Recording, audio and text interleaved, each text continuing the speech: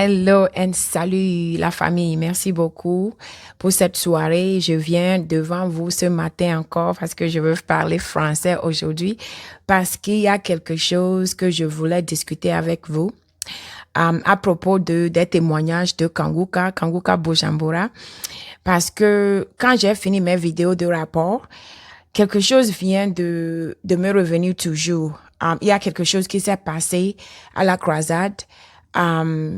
Qui me dit que c'est aussi témoignage qui est vraiment puissante, qui va changer ou bien édifier beaucoup des gens qui sont dans cette situation. Je viens vous dire que souvent quand je vais à la croisade, je vais rester sur la croisade de Kanguka, souvent quand je vais, il y a les gens. Quand je parle aux gens, il y a d'autres gens qui n'aiment pas être sur les caméras. Ils ne veulent pas que les gens les voient aux caméras. Donc, je leur dis toujours que, c'est ce que je dis souvent. Je dis que Jésus a dit que si tu as honte de lui, il aura honte de nous devant les anges. Donc, je dis aux gens toujours comme ça.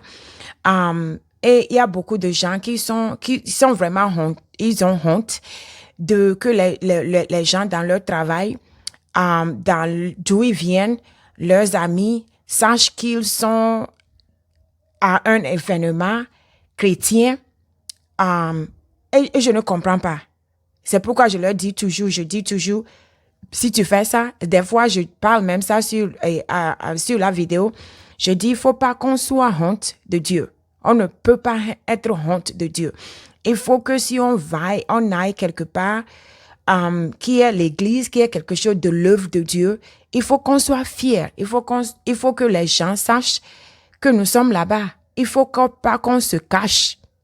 Donc, il y a beaucoup de gens qui se cachent et souvent, c'est ce que je leur dis. Et quand ils me disent, ils ne veulent pas être sur la vidéo, dans le caméra, je respecte ça, je dois respecter ça. C'est quelque chose qui est arrivé cette semaine, le jour avant la croisade de Kanguka, la nuit avant la croisade, quand j'étais à la place, le lieu de Kanguka. Vous avez vu la vidéo que j'ai fait avec les sièges. J'étais en train de filmer. Il y a une sœur qui cachait sa figure.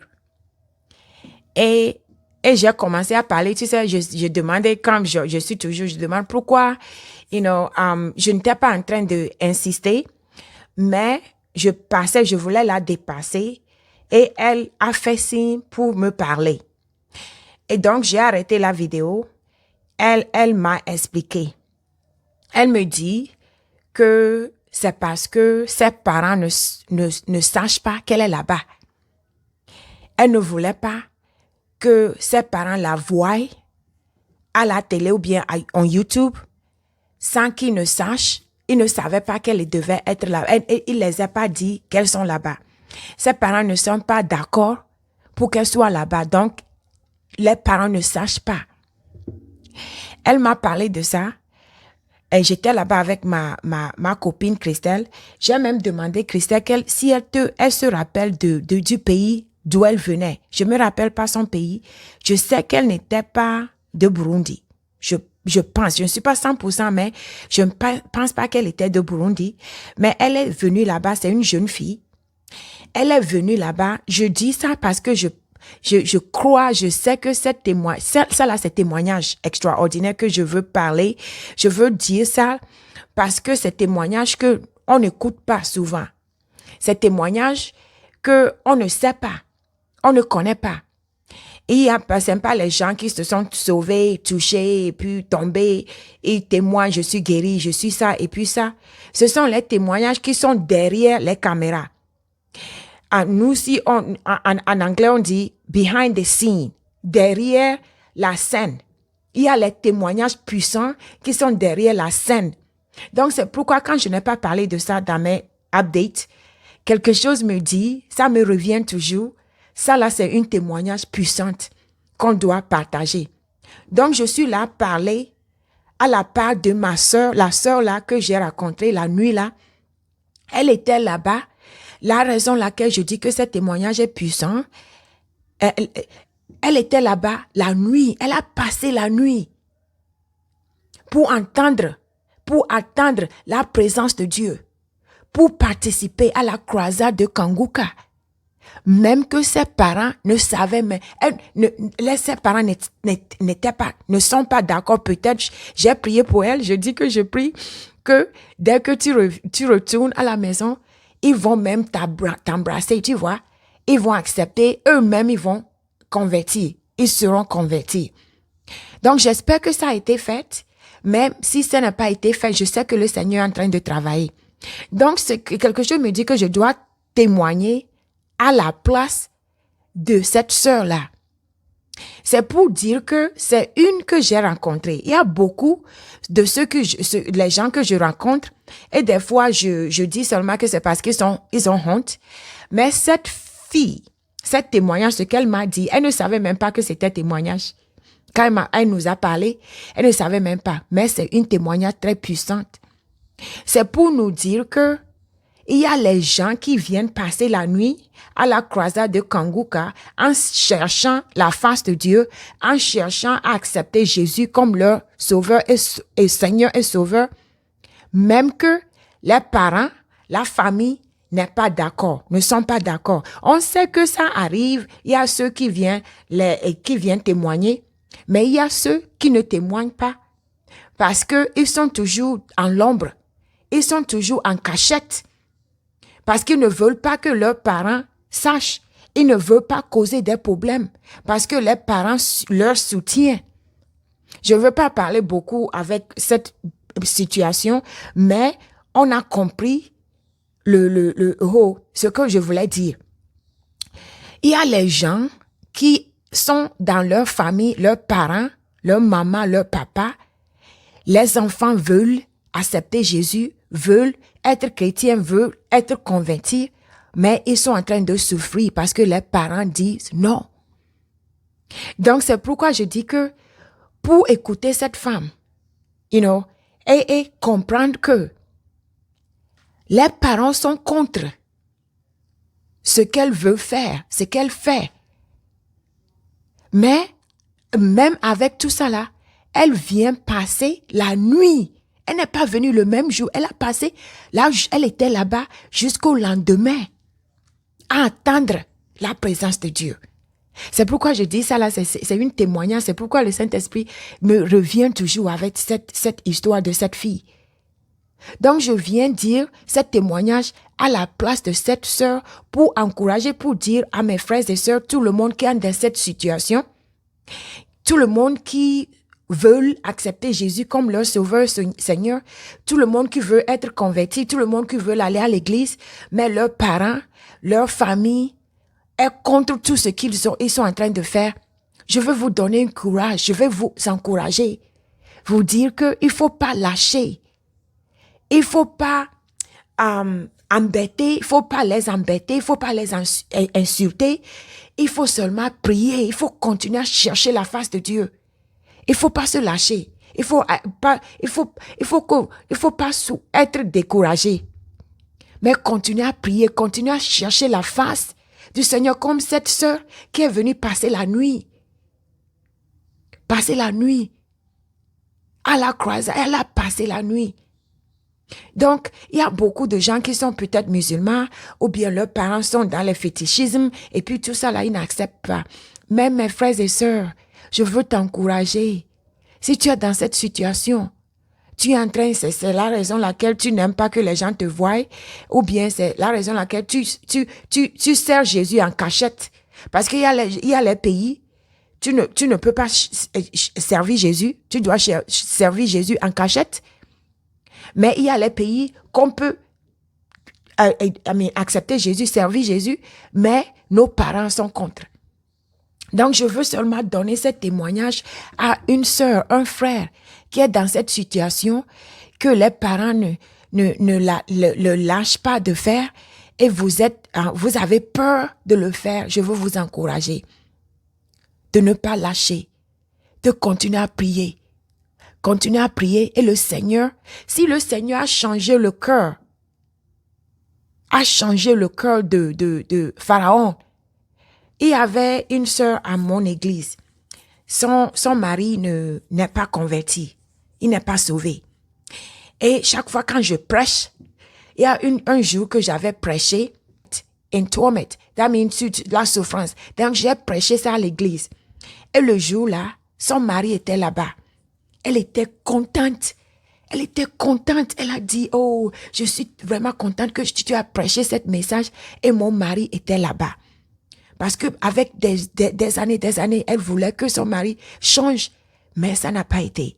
Des années. Et quand elle a dit ça, j'ai continué à prier pour son mari. Et l'église continue à prier pour son mari. Je vais vous dire que de ce dimanche passé, ce temps, avec sa fille, ils étaient baptisés dans notre église, dans l'eau, au nom puissant de Jésus. Parce qu'elle a continué, on a continué à prier. La raison laquelle c'est venu dans ma tête, c'est pas quelque chose que j'ai planifié. Je ne voulais pas parler de cette histoire. Mais quand je disais que si Dieu a endurci le cœur de ce Pharaon, il peut tout faire. Il n'y a pas du cœur qui ne peut pas changer. Parce que le jour, je l'ai envoyé, la sœur là, je l'ai envoyé un message, je lui ai dit, je prie avec toi. Parce qu'on a prié la nuit là, c'était dimanche, elle était devant, elle a prié, elle a pleuré. Le jour là, j'ai prié pour elle, j'ai senti sa peine. La nuit là, je lui ai envoyé un message, je lui ai dit, si Dieu, je vais seulement résumer, si Dieu a endurci le cœur de Pharaon, il peut changer le cœur de tout le monde. Le dimanche après, c'était mercredi, le dimanche là, l'homme là a été baptisé, il a accepté d'avoir le baptême avec sa fille. Donc mes frères et sœurs, je dis seulement pour dire que le Seigneur est puissant. Si c'est sa volonté et si on persiste, on continue, ça va y aller. Donc ne vous découragez pas. Il ne faut pas se décourager. Je vais aussi vous donner un témoignage de quelqu'un dans mon église. C'est un homme, un serviteur de Dieu. J'ai entendu son témoignage. Il m'a dit, il n'allait pas à l'église quand il était jeune. Donc je parle à tout le monde qui est en train de avoir les problèmes avec leurs parents, leur famille, quand ils veulent, parce qu'ils veulent accepter Jésus, ou bien il est en train de servir Jésus, ou bien ils veulent être baptisés. Je veux vous encourager de ne pas se lâcher, prier seulement. Le Seigneur peut changer tout le cœur, peut transformer tout. Cet homme a donné son témoignage. Il dit que quand il était jeune, 16 ans, je pense, entre 15 ans, 16 ans, 17 ans. Et il allait à l'église pour une copine. Il avait une copine à l'église. Surtout, il venait à l'église, il était assis, il va s'asseoir derrière. Et puis, il attend seulement quand la fin de l'église et il sort avec sa copine. Mais il y a un jour, il y avait un homme, un prédicateur, le prédicateur de cette journée-là, il y avait un dimanche, il était là-bas. Et le serviteur de Dieu, il y avait un serviteur de Dieu qui a prêché contre la haine, la géhenne. Si tu n'es pas sauvé, tu vas brûler dans le géhenne pour toute ta vie. Quand il a écouté ça, il a dit que le jour-là, il est parti.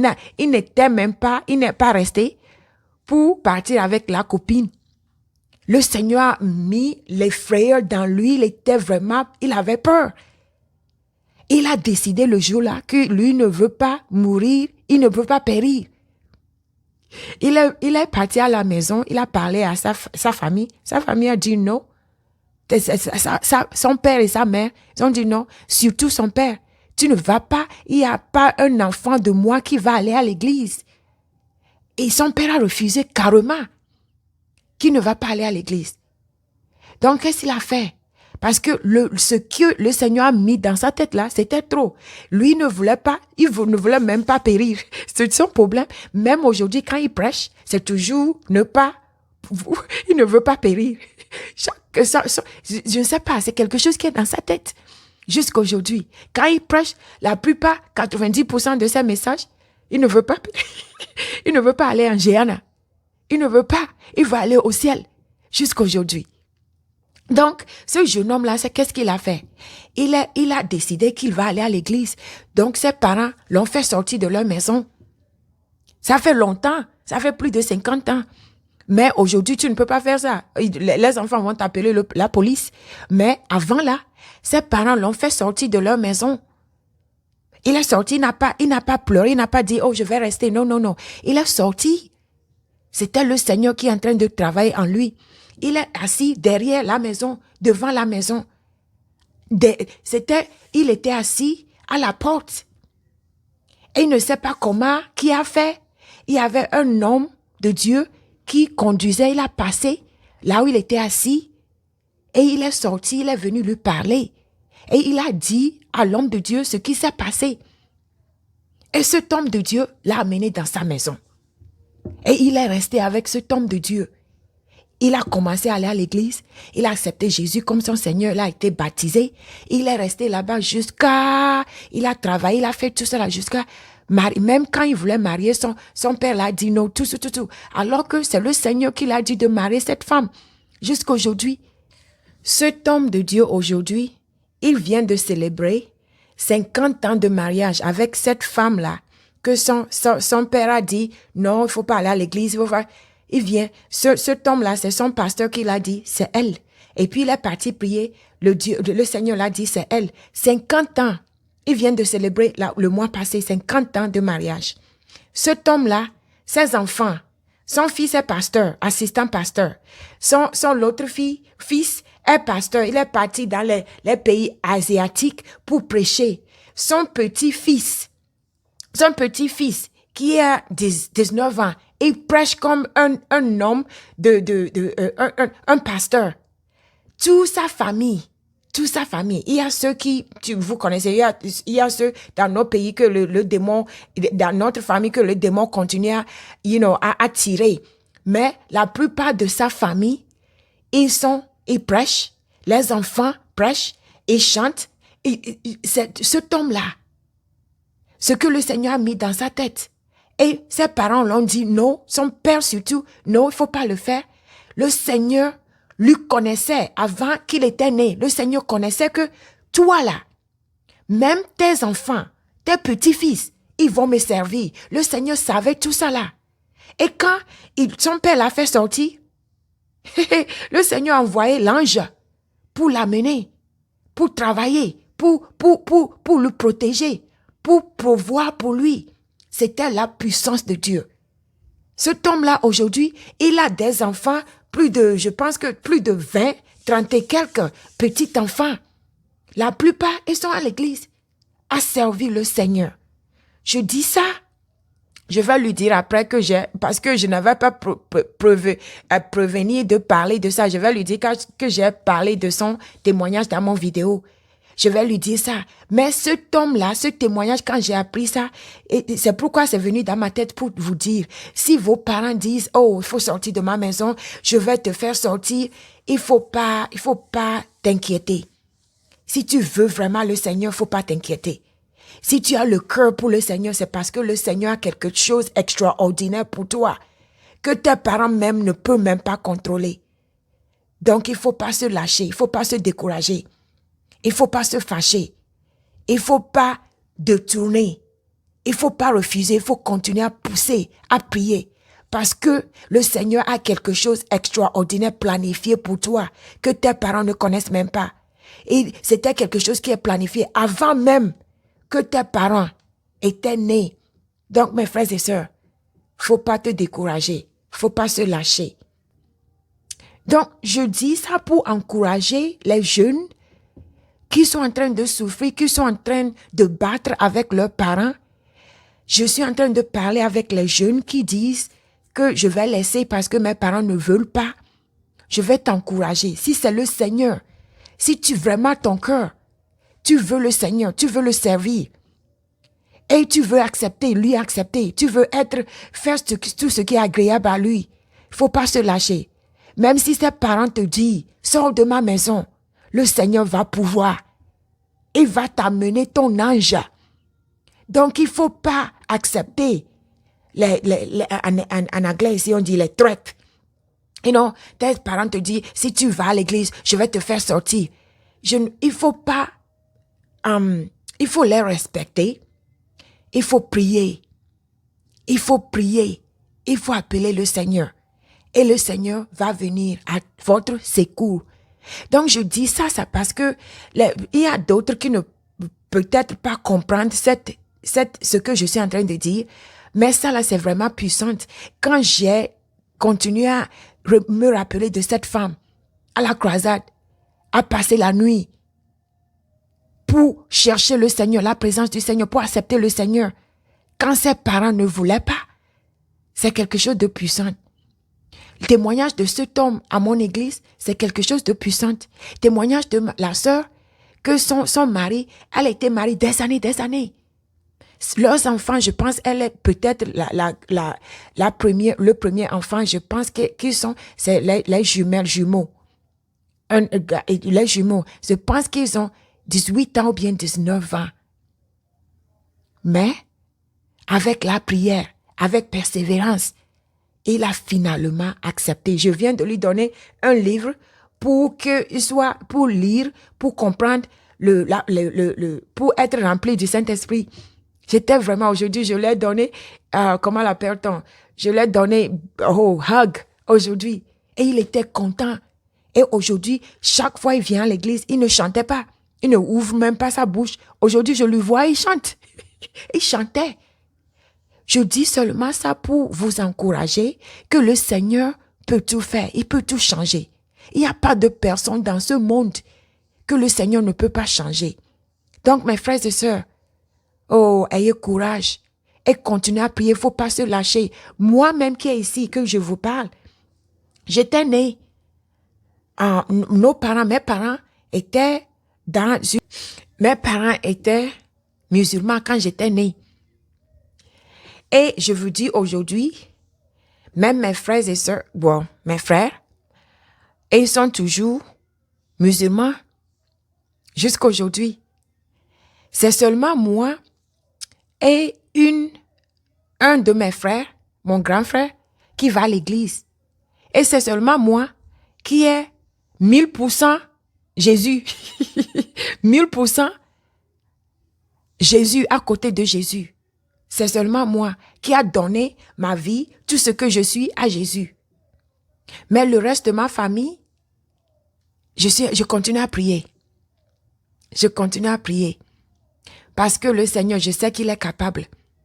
Je demande même le Seigneur, je dis Seigneur, si tu vas même réveiller les os de mon père pour aller les secouer, il faut le faire.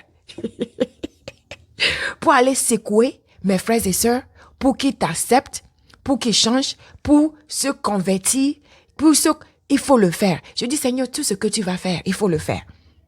Parce que je sais que tu es capable. À toi, tu peux tout faire. Parce que mon frère m'a dit, il est musulman, et il me dit que la raison laquelle ils sont contre chrétiens, ils ne veulent pas se convertir, c'est parce que notre père l'avait dit de ne pas le faire. Parce qu'il y avait quelqu'un au pays, là où nous vivons, là où il vivait, moi je n'étais pas là-bas, il y avait quelqu'un qui a choisi Jésus, il a changé. Il est parti accepter Jésus comme son Seigneur, son Sauveur, et il est tombé malade, et il est mort. Dès que cet homme-là, ce qui est arrivé à cet homme-là, et tout le monde a vu dans leur quartier, là où il vivait, donc les gens ont décidé que c'est à cause de Jésus, à cause de le fait qu'il est parti accepter Jésus, qu'il est mort. Donc, les parents ont interdit leurs enfants de ne pas accepter. Ils leur ont interdit d'accepter Jésus. Donc, jusqu'aujourd'hui, comme c'est notre père qui avait dit ça, jusqu'aujourd'hui, ils ont dans leur tête qu'ils ne vont pas le faire parce que ça venait de notre père.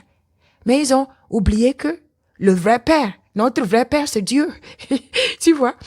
Donc, je suis vraiment content. Moi, je n'ai pas grandi avec mon père. Et aujourd'hui, je suis vraiment contente que je n'ai pas grandi avec lui.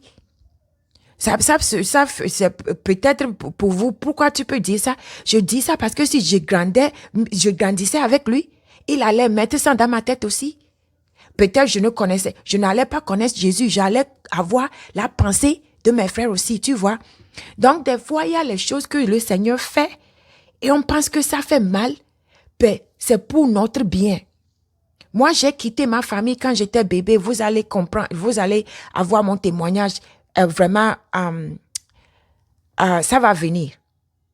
Ça va venir bientôt. Donc, j'étais partie, je n'étais pas là-bas, je n'aime pas grandir avec eux.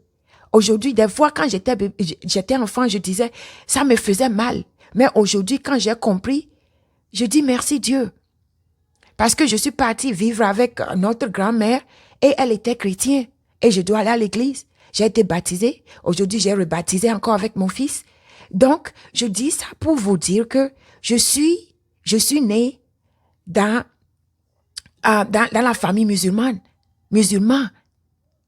Et notre Père a dit aux autres, mes frères et sœurs, de ne pas accepter Jésus comme leur Seigneur Sauveur. Mais aujourd'hui, il y a personne qui aime Jésus plus que moi.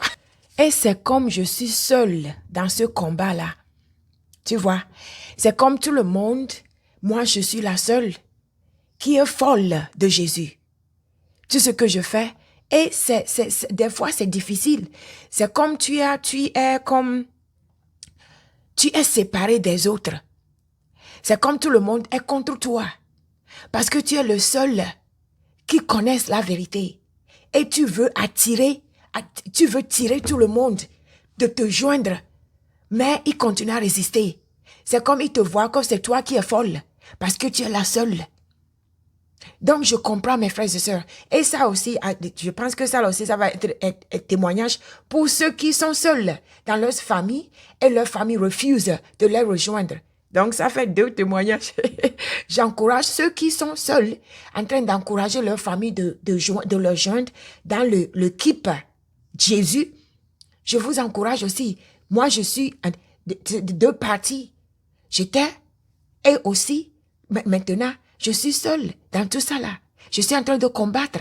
Et je suis en train de combattre, c'est pas seulement physiquement, mais spirituellement. Parce que le démon a beaucoup d'âmes de la famille. Et je dois combattre, continuer à combattre. Et ce n'est pas facile. Mais je persévère. Je ne vais pas me lâcher. Je dis n'importe ce que vous faites, n'importe ce que tu fais, je ne vais pas me lâcher. Je vais continuer à faire de ma part. Et laisser le Seigneur faire sa part. Moi, ma part, c'est seulement 1%. 99%, c'est lui qui fait. Moi, je continue seulement à rester dans sa droiture, dans sa sanctité, et puis prier et continuer à avoir la foi, pas seulement la foi, assurance en lui, confidence en lui, et il va faire le reste. Donc, je encourage aussi tout le monde qui est seul, qui se sent seul. C'est comme tu es folle. Mais je te dis, ma sœur, oh, c'est bon d'être folle pour Jésus. C'est bon d'être folle, d'être le fou et la folle de Jésus que le fou et la folle du monde, je te dis. C'est la meilleure des choses. Donc, si vous sentez que vous êtes folle et fou, acceptez ça. Si c'est pour Jésus, franchement, c'est pour Jésus 100%, acceptez d'être fou et folle de Jésus. Donc, c'est pourquoi j'accepte n'importe ce que j'entends, n'importe la résistance, je dis, je connais ce que je connais. Et je donne grâce à Seigneur pour m'avoir donné sa grâce et sa bonté, pour le connaître, pour l'avoir choisi, no matter what. No matter what. Il n'y a personne qui va venir devant moi et mon Jésus, et mon Seigneur, mon Dieu. Personne. Personne. Donc, j'accepte d'être folle. J'accepte d'être seule dans ce combat-là. Parce que c'est un combat qui est déjà vaincu. Je suis dans le team qui est gagne. Le team qui gagne, qui a déjà gagné. The winning team. Winning team. En anglais, on dit winning team. Parce que l'équipe Jésus, c'est toujours winning team. C'est toujours une équipe, l'équipe qui a déjà gagné et qui gagnera pour toujours. Vous voyez, ça là, ça ne venait pas. Je ne voulais pas parler de ça, mais c'est venu. Donc, je suis vraiment reconnaissante et je suis vraiment reconnaissante de Saint-Esprit pour m'avoir utilisé, pour me rappeler de ces choses-là. Donc, c'est très, très important. Et je suis vraiment, I am so grateful. Il n'y a personne qui aime parler de Jésus plus que moi. Il n'y a personne, il n'y a rien qui peut me prévenir de Jésus, qui peut venir entre moi et Jésus. Donc, et Jésus est mon Seigneur. Et je lui donne grâce pour m'avoir donné, pour sa grâce sa grâce et sa bonté pour que je lui connaisse. Vous voyez? Donc, j'ai ma famille, ils sont musulmans. Et je continue à prier. Et je sais que le Seigneur va faire quelque chose. Mes nièces et neveux, le Seigneur va faire quelque chose. Je le sais. Qu'il va faire quelque chose. Ils vont convertir. Ils vont venir à lui. Et je vais continuer à prier pour eux. Vous voyez? Donc, des fois, il y a les choses que nous voyons et on pense que si on ne fait pas, ou bien si on fait, c'est la fin du monde. Si on ne fait pas, quelque chose va arriver, on ne va pas avoir à manger, les gens ne vont pas nous aimer, mais l'amour le plus important, c'est celle qui vient de Dieu, c'est celle de Jésus-Christ. Jésus nous a aimés, qu'il a donné sa vie pour nous. Le Seigneur nous a aimés, qu'il a donné son Fils pour nous. C'est le plus important des amours, Je ne sais pas si j'explique ça bien. Donc aujourd'hui, vraiment, ce témoignage de cette sœur, je sais qu'elle n'est pas seule. Il y a beaucoup de gens qui étaient venus à Kanguka, Bujumbura, passer la nuit, même que leurs parents ne voulaient pas qu'ils fassent ça.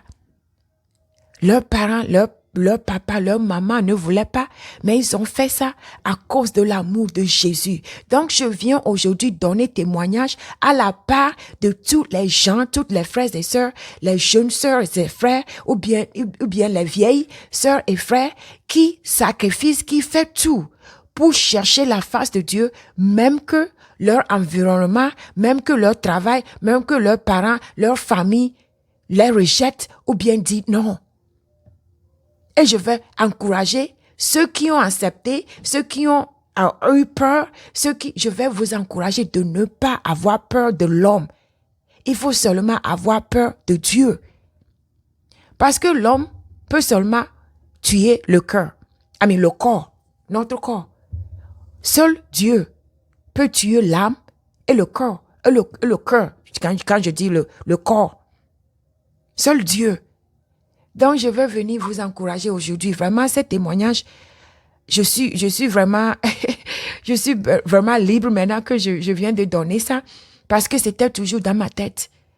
Donc, je voulais faire ça pour encourager mes frères et sœurs qui sont dans cette situation, sont dans la famille, que les gens, il faut pas se lâcher, il faut continuer à prier. Le Seigneur, je vais dire encore, si le Seigneur peut endurcir le cœur de Pharaon, il n'y a pas du cœur ou bien de pensée dans ce monde que le Seigneur ne peut pas. Tout est possible à lui. Il va le faire, il va continuer à faire. Donc, mes frères et sœurs, qui sont venus à Kanguka, Bujumbura, ou bien Kanguka, Bénin, ou bien Kanguka, Ottawa, ou bien Kanguka, Abidjan, ou Kanguka et Libreville, toutes les Kanguka, toutes les croisades, toutes les conférences, vous allez à l'église en cachant, même que vos parents ou bien vos familles ne veulent pas. Je dis continue, ne lâche pas, continue. Et si tu as été effrayé et tu n'as pas fait, je veux te encourager de te lever encore et continuer à chercher la face de Dieu. Et continue à prier pour tes parents, ta famille, tout le monde qui ne veut pas. Il faut prier pour eux. Seulement prier. Il faut pas, quand je dis, il faut pas faire quelque chose que tu ne devais pas faire. Il faut seulement prier et laisse le Seigneur travailler dans leur cœur. Tu vois, continue à prier. Il faut seulement continuer à chercher le Seigneur et le Seigneur va leur toucher. le Seigneur va transformer leur cœur. Le Seigneur va faire quelque chose d'extraordinaire dans ta famille que tu ne peux même pas comprendre. Parce qu'il est le roi des rois. Il n'a pas de fin, il n'a pas de commencement. C'est lui qui a dans sa main la force et la puissance que rien ne peut résister. Donc, mes frères et sœurs, je vous encourage aujourd'hui. Continuez le combat. C'est un bon combat. Vous n'allez pas perdre. Le combat de Jésus, le combat pour être dans l'équipe Jésus, vous ne pouvez jamais perdre. Donc, je vais vous encourager. J'espère que ça a peut-être aidé quelqu'un, mais je veux vous encourager. Continuez à prier, à chercher la face de Dieu. Et il fera le reste. Et vous n'allez pas regretter d'avoir choisi Team Jésus. Soyez bénis et à la prochaine. Merci beaucoup.